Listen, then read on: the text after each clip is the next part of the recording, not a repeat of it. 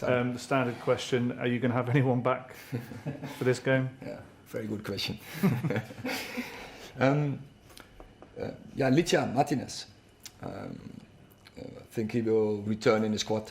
He did now some sessions with us, and we plan him to be available when this afternoon everything's going right in the training. He will return in the squad, and then for some other players we have to see Rashford, Bruno, Willy, Kambala, if they are fit enough. We heard in the last hour that Raphael Varane will be leaving at the end of his contract this summer. Will he play again for United? Will we see him in the United shirt again? We plan him, definitely, for the last games. Not tomorrow, but we hope for Sunday, and then of course for the last game. Rasmus Højlund had a difficult start to his Manchester United career, and then he scored a load of goals, got injured, and he doesn't seem the same player since he came back. He has had 3 injuries this season, but still, he, as you say, scored I think 14 goals in this season. I think that's a very good record for a young player. Also, when we decided to go for him, we talked about earlier that we buy a player, of course for this season, but also for the future. And he has to develop, he has to progress, and he needs time. And sometimes it's going with up and down. And he also, before winter, he struggled to get his first goal in the Premier League. But there you see, he's a very strong character.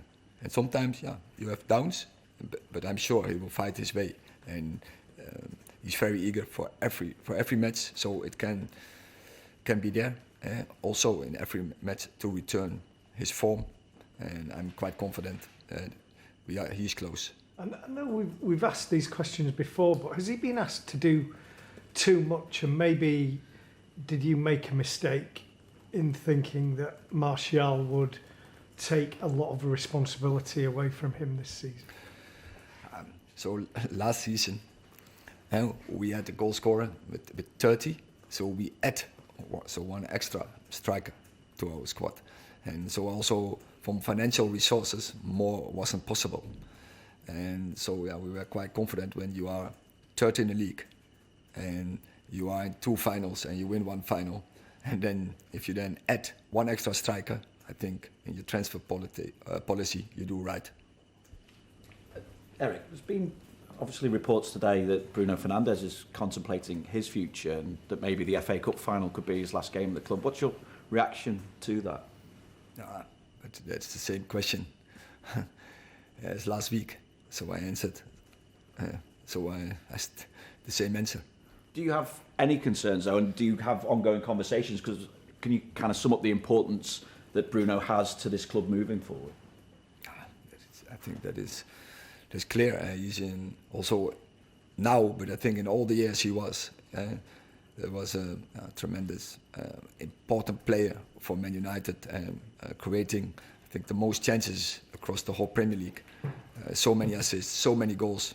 Then it's clear he's a very important player for us. Eric, how important in your mind is this match against Newcastle for you, for the club, for the future, being in Europe, everything combined? There's a lot of factors that are obviously focused on this game. Yeah, it's clear. It's a very important game. Look at the ranking. So it's very important to get the win. We have to put everything in it to get the win, and we have to fight hard for it. Indeed. Eric, the mood is low among supporters at the moment. You've just said that tomorrow is an important game. What do you want from Manchester United fans tomorrow? It's what they did in the last games, and I think in Palace they were so magnificent. They were brilliant, and so you said the mood is low. Maybe the expectations are lower. But the mood, I don't want to say. I don't feel that the mood, that the vibe they create, it's lower. They make a lot of noise and they're backing the team, and in Palace and also last Sunday. Tune in to the best build-up of that game for Matchday Live at 6:55 p.m. and we'll see you then.